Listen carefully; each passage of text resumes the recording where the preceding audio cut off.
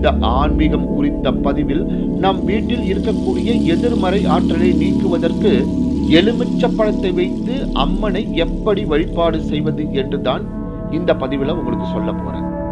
எப்பேற்பட்ட எதிர்மறை ஆற்றலாக இருந்தாலும், அது தானாக வந்ததாக இருந்தாலும் சரி, அல்லது பிறர் நமக்கு செய்ததாக இருந்தாலும் சரி, அதை சரி செய்வதற்கு நாம் அம்மனின் திருவடிகளில் சரணாகதி அடைய வேண்டும்.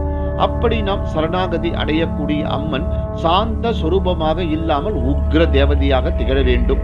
இந்த எதிர்மறை ஆற்றல்களை விளக்கக்கூடிய சக்திகள் அதிகமாக உக்ர தெய்வத்திற்கு தான் இருக்கின்றது. உதாரணமாக துர்க்கை அம்மன், காளி அம்மன், வராகி அம்மன், பிருத்திகரா தேவி, பைரவி போன்ற உக்ர தெய்வங்களை நாம் வழிபடும் பொழுது நம் வாழ்வில் இருக்கக்கூடிய எதிர்மறை ஆற்றல்கள் அனைத்தும் நீங்கும் என்று கூறப்படுகின்றது. இந்த வழிபாட்டை பௌர்ணமி அல்லது அமாவாசை தினங்களில் செய்ய வேண்டும். 2 தினங்களிலும் செய்வதாக இருந்தாலும்